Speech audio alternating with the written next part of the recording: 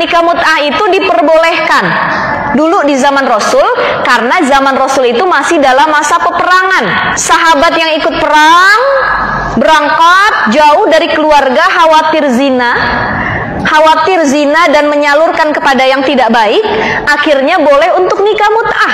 Nah, selama peperangan di sini, di daerah sini, mereka nikah sama perempuan situ. Habis itu sudah kelar. Itu pas masa peperangan. Tapi setelah itu datang perintah yang lain bahwa nikah mut'ah itu diharamkan, tidak lagi diperbolehkan. Sampai saat ini tidak lagi diperbolehkan nikah mut'ah, ya, karena mudorotnya banyak, dan itu cuma berlaku ketika masa perang dulu saja di zaman Rasulullah. Nah, orang-orang Syiah mereka hanya memakai dalil yang memperbolehkan dulunya. Ini kalau kita belajar usul fiqh ada yang namanya nasah mansuh gitu ya. Ada satu dalil yang kemudian dinasah, dihapus dengan dalil yang baru. Itu kalau kita belajar usul fiqh. Nah, orang-orang Syiah cuma pakai satu dalil yang memperbolehkan, tapi dia tidak memakai dalil yang melarangnya. Sedangkan kita kalau belajar usul fiqh, kita memakai dalil yang terbaru. Karena dalil yang lama sudah dihapus dengan dalil yang baru. Seperti itu. Apalagi melihat kondisi mudorotnya, kondisi maslahatnya seperti apa. Ternyata nikah mut'ah ini tidak maslahat, tidak bagus gitu. Kalau mau nikah ya nikah, tapi jangan di mut'ah, di kontrak. Jadi perempuan itu bisa dianalogikan seperti barang, bukan manusia. Saya sewa kamu, ya, kayak rumah.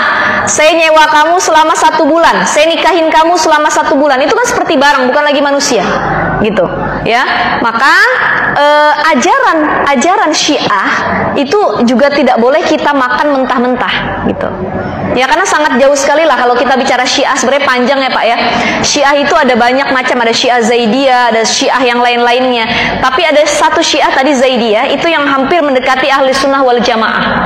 Tapi kalau Syiah yang lainnya mereka sudah sangat-sangat sesat secara ibadah, secara isi kitabnya. Mereka orang-orang Syiah itu nggak mau belajar kitab-kitab ahlu sunnah ini, nggak mau.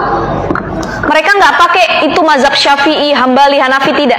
Ada mereka punya sendiri, mazhab Ja'fari namanya, dari orang Syiah, gitu.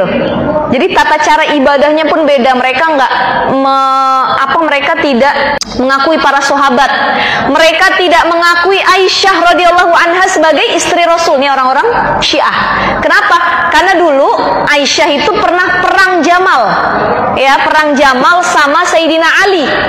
Gara-gara itu mereka benci sama Aisyah, dan orang Syiah menganggap bahwa Aisyah itu bukan ahlul bait Rasulullah dan bukan istri Rasulullah, gitu, ya.